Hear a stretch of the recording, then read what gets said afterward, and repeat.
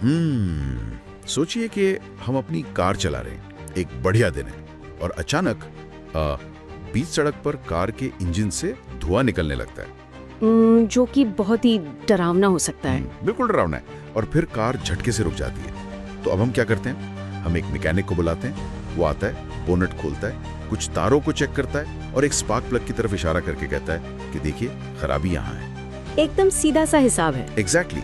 ये बहुत ही सिंपल है। ये एकदम बाइनरी सिस्टम है यार। मतलब या तो कोई चीज काम कर रही है या वो टूट गई है। इसमें कोई गहरा रहस्य नहीं है। सही कहा।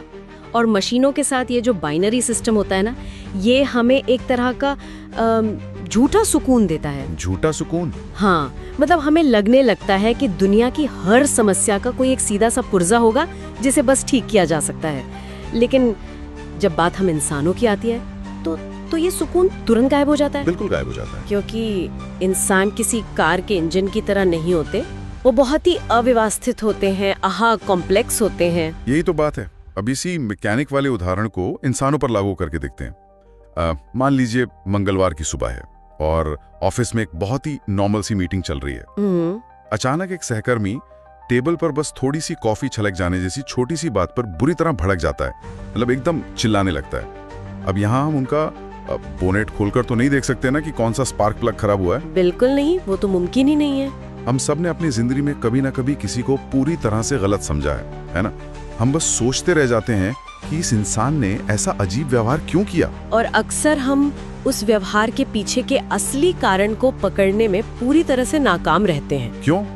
ऐसा क्यों होता है? क्योंकि हम सिर्फ सतह को देख रहे होते हैं। हम उस छलकती हुई कॉफी को ही असली कारण मान लेते हैं, जबकि असली वजह कुछ और ही होती है। जो कॉन्टेक्स्ट है और जो छिपे हुए वेरिएबल्स हैं, वो इंसानी व्यवहार को समझने में सबसे बड़ी रुकावट बनते हैं। तो क्या इस अव्यवस्थित पहेली को सुलझाने का कोई तरीका है? ठीक है, चलिए इसे थोड़ा विस्तार से समझते हैं। क्योंकि आज के हमारे इस डीप डाइव का जो आधार है, जो हमारी स्रोत सामग्री है, chapter 1 motivation as a behavioural predictors, वो इसी रहस्य से पर्दा उठाती है। हाँ, ये सोर्स बहुत ही इंसाइटफुल है। और हम इसे किसी बोरिंग किताब की तरह नहीं पढ़ने वाले हैं, बल्कि इसे एक टूल किट की तरह इस्तेमाल करेंगे। हमारा मिशन आज ये समझना है कि इंसानी व्यवहार के पीछे असल में कौन सा इंजन काम कर रहा है। और स्रोत के अनुसार इस पूरी पहेली की कुंजी सिर्फ एक ही शब्द में छिपी है, और वो है प्रेरणा या मोटिवेशन। देखिए, इस स्रोत का जो सबसे मजबूत और मैं कहूँगी बुनियादी तर्क है, वो ये है कि दुनिया में कोई भी इंसान बिना किसी कारण के कोई काम नहीं करता। कोई भी काम नहीं? कोई भी नहीं।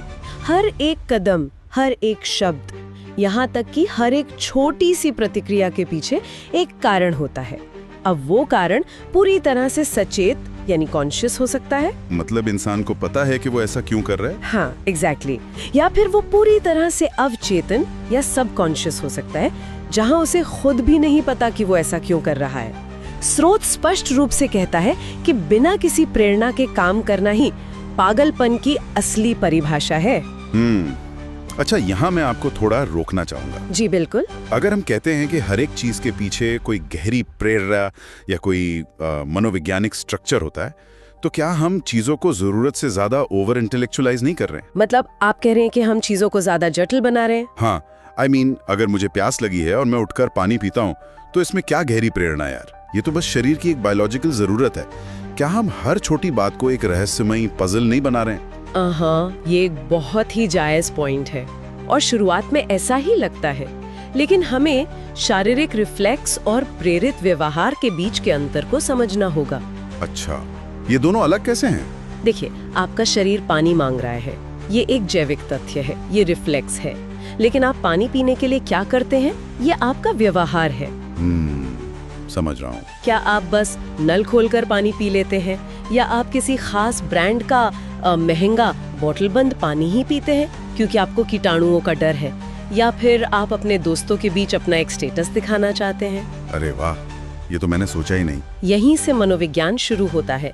स्रोत इस बात पर बहुत जोर देता है कि हमारे सबसे साधारण काम भी किसी न किसी ईंधन से चलते हैं। चलिए आदत और डर का ही उदाहरण लेते हैं। सतह पर ये दोनों बिल्कुल एक जैसे लग सकते हैं। कैसे? कोई उदाहरण है इसका? हाँ, मान लीजिए कोई रोज सुबह 6 बजे उठता है, बाहर से देखने पर व्यवहार सेम है, लेकिन दोनों के काम करने का जो मैकेनिज्म है वो बिल्कुल अलग हो सकता है।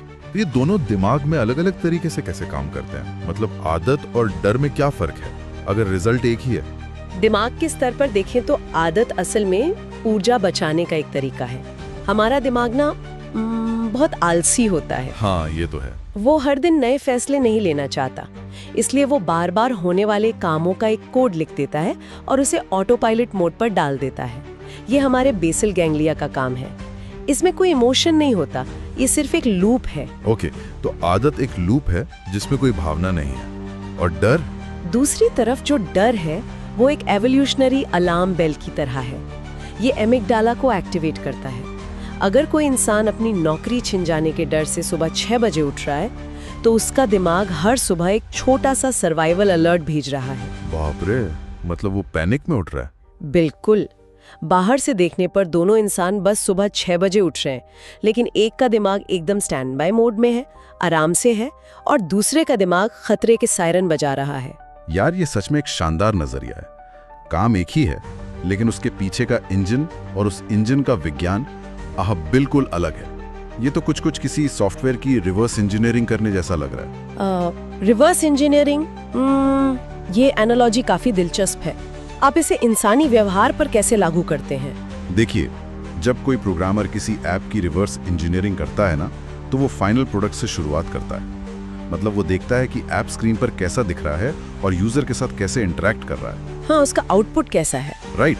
फिर वो पीछे की तरफ जाता है और कोड की परतों को खोलता है ताकि वो ये समझ सके कि असली डेवलपर का ओरिजिनल इरादा क्या था। इंसानों के मामले में उनका बाहरी व्यवहार, मतलब उनके शब्द, उनके एक्शंस, उनका गुस्सा या उनकी शांति, वो फाइनल ऐप है। समझ रही हूँ। तो हम उस ऐप या व्यवहार से शुरू करते हैं। हाँ, एग्जैक्टली। हम उनके बाहरी व्यवहार से शुरू करते हैं और फिर पीछे की तरफ जाकर उनकी असली प्रेरणाओं तक पहुंचते हैं। और एक बार जब हम वो प्रेरणा समझ लेते हैं तो हम एक तरह से उनके व्यक्तित्व का असली कोड क्रैक कर लेते हैं। ये एक बहुत ही सटीक एनालॉजी है, बहुत अच्छी तरह समझाया आपने। लेकिन देखिए, इंसानों के साथ रिवर्स इंजीनियरिंग करने में ना एक बहुत बड़ा पेच है। पेच? कैसा पेच? सॉफ्टवेयर का कोड साफ साफ लिखा होता है, बस आपको उसे पढ़ना आना चाहिए। लेकिन इंसानों का जो कोड होता है वो भारी रूप से एन्क्रिप्टेड होता है। एन्क्रिप्टेड मतलब छिपा हुआ? हाँ, उनका जो ईगो है, उनकी सामाजिक छवि और उनकी सुरक्षात्मक भावनाएं, ये सब एक बहुत ही शक्तिशाली फायरवॉल की तरह काम करती हैं। मतलब वो नहीं चाहते कि कोई उनके अंदर झांके? बिल्कुल नहीं। वे एक्टिवली अपने असली कोड को दुनिया से और कई बार तो खुद से भी छुपाने की कोशिश करते हैं। वाह, ये तो बहुत गहरी बात है कि वो खुद से भी छिपाते हैं। तो फिर हम इस एन्क्रिप्शन को कैसे तोड़ें यार? स्रोत सामग्री में प्रेरणाओं की बहुत लंबी लिस्ट दी गई है। उसमें मनोवैज्ञानिक, सामाजिक, आर्थिक, जैविक और यहाँ तक कि इवोल्यूशनरी कारकों का जिक्र है। हाँ, लिस्ट काफी लंबी है। तो ये सारी चीजें एक साथ मिलकर कैसे काम करती हैं? हम इस फायरवॉल को पार करके इस कोड को कैसे पढ़ें? इसे समझने के लिए ना हमें इन सभी कारकों को एक साथ काम करते हुए देखना होगा। चलिए एक बहुत ही आम उदाहरण लेते हैं जिसे हम रोज देखते हैं। मान लीजिए कि कोई व्यक्ति अपने ऑफिस में दिन के 14 घंटे काम कर रहा है। वो अपनी छुट्टियां भी नहीं लेता, वीकेंड्स पे भी काम करता है। अगर हम किसी से पूछें कि वो ऐसा क्यों कर रहा है, तो सबसे पहला जवाब क्या होगा? नॉर्मली लोग कहेंगे कि वो पैसे के लिए ऐसा कर रहा है, उसे अमीर बनना है या प्रमोशन चाहिए, यानी आर्थिक प्रेरणा। ठीक है, वो आर्थिक प्रेरणा है, लेकिन अगर हम गहराई में जाएं तो वो सिर्फ कागज के टुकड़ों के लिए इतनी मेहनत नहीं कर रहा है। यहाँ सामाजिक प्रेरणा भी जुड़ जाती है। सामाजिक कैसे? समाज में पैसा स्टेटस का प्रतीक है ना? वो चाहता है कि लोग उसे सफल माने, वो उस सोशल हायरार्की में ऊपर चढ़ना चाहता है, उसे वो रिस्पेक्ट चाहिए। समझ गया, पॉइंट है। लेकिन स्रोत में एक विकासवादी या एवोल्यूशनरी कारक भी बताया गया है। एक मॉडर्न ऑफिस की जॉब में एवोल्यूशन कहाँ से आ गया? हम तो शिकार नहीं कर रहे हैं आजकल। और यहीं पर मामला सबसे ज्यादा दिलचस्प हो जाता है। हमारा दिमाग आज भी ना खुद को एक आधुनिक इंसान की तरह नहीं देखता, वो खुद को हजारों साल पुराने हंटर गैदरर की तरह देखता है। अच्छा, मतलब वो पुरानी वायरिंग अभी भी है? बिल्कुल। 14 घंटे काम करना और पैसे जमा करना विकासवादी नजरिए से सर्दियों के लिए संसाधन जुटाने जैसा है। अरे वाह। उस व्यक्ति के दिमाग के किसी बहुत गहरे कोने में ये आदिम डर बैठा है कि अगर उसके पास पर्याप्त संसाधन नहीं हुए तो उसका परिवार सुरक्षित नहीं रहेगा, वो सर्दियों में सर्वाइव नहीं कर पाएंगे। तो जो चीज हमें बाहर से बस करियर के प्रति समर्पण या पैसों का लालच लगती है, वो असल में आर्थिक, सामाजिक और गहरे विकासवादी डरों का एक पूरा कॉम्प्लेक्स कॉकटेल है। एग्जैक्टली। और जब हम इस तरह से सोचते हैं तो हम उस इंसान को जज करना बंद कर देते हैं और उसे असल में समझना शुरू कर देते हैं। ये सच में दिमाग की तार खोल देने वाला है यार। मतलब जब हम किसी के व्यवहार को देखते हैं तो हम अक्सर बहुत ही सतही निष्कर्ष निकालते हैं। हम लेबल लगा देते हैं। हाँ, हम किसी को लालची या वर्कहॉलिक का लेबल दे देते हैं, लेकिन असल में उसके पीछे डरों, इच्छाओं और प्राचीन प्रवृत्तियों का पूरा एक जाल बुना हुआ है। तो सवाल ये उठता है कि हम अपनी रोजमर्रा की जिंदगी में इस ज्ञान का इस्तेमाल कैसे करें? Practical application. हाँ, हम कैसे दूसरों को गलत समझने की इस पुरानी आदत से बाहर निकलें? स्रोत का कहना है कि लोगों को समझने का सबसे अच्छा तरीका ये जानना है कि वे किस चीज की परवाह करते हैं। बिल्कुल सही। स्रोत हमें बताता है कि हमें लोगों की रुचियों, उनके वैल्यूज, उनके लक्ष्यों और उनके डरों को डिकोड करना चाहिए। अगर हम ये जान लें कि कोई इंसान अपनी जिंदगी में सबसे ज्यादा किस चीज को खोने से डरता है या उसका सबसे बड़ा अदृश्य लक्ष्य क्या है, तो हम उसके 90% व्यवहार की एकदम सटीक भविष्यवाणी कर सकते हैं। लेकिन यहाँ मुझे एक बड़ी समस्या दिखती है और मैं फिर से थोड़ा पुश बैक दूंगा इस पर। हाँ, बताइए। क्या लोग वाकई अपने लक्ष्यों और डरों को लेकर ईमानदार होते हैं? मेरा मतलब है, हम इंसानों को मुखौटे पहनने की आदत है। हम दुनिया को वही बताते हैं जो सही और आदर्श माना जाता है, सोशली एक्सेप्टेबल चीजें। हाँ, एग्जैक्टली। अगर मैं किसी से पूछूं कि उसकी प्रायोरिटी क्या है, तो वो तुरंत कहेगा मेरा परिवार। लेकिन क्या हम उसके कहे हुए शब्दों पर सच में भरोसा कर सकते हैं? और यही वो जगह है जहां ज्यादातर लोग गलती कर बैठते हैं। हम शब्दों पर भरोसा कर लेते हैं, लेकिन स्रोत हमें एक बहुत ही शक्तिशाली टूल देता है जिसे एक्सप्लेनेटरी मॉडल या स्पष्टीकरण मॉडल कहा गया है। एक्सप्लेनेटरी मॉडल, ये क्या होता है? इसका मतलब है कि हमें लोगों के शब्दों को अंतिम सत्य नहीं मानना चाहिए। उनके शब्द सिर्फ एक डेटा पॉइंट है, असली कहानी तो उनके व्यवहार के पैटर्न बताते हैं। स्पष्टीकरण मॉडल, ठीक है, मैं इसे एक उदाहरण पर लागू करने की कोशिश करता हूँ। आप मुझे बताइएगा कि मैं सही सोच रहा हूँ या नहीं। बिल्कुल। मान लीजिए मेरा एक दोस्त है, वो हमेशा कहता है कि उसे अपनी सेहत की बहुत परवाह है। ये उसका मूल्य या वैल्यू है। ठीक है, ये उसका दावा है। राइट। लेकिन मैं देखता हूँ कि वो कभी जिम नहीं जाता, अक्सर जंक फूड खाता है और रात रात भर जागता है। तो मेरा स्पष्टीकरण मॉडल मुझे ये बताता है कि वो असल में एक आलसी इंसान है और वो अपनी सेहत के बारे में पूरी तरह से झूठ बोल रहा है। क्या मेरा ये मॉडल सही काम कर रहा है?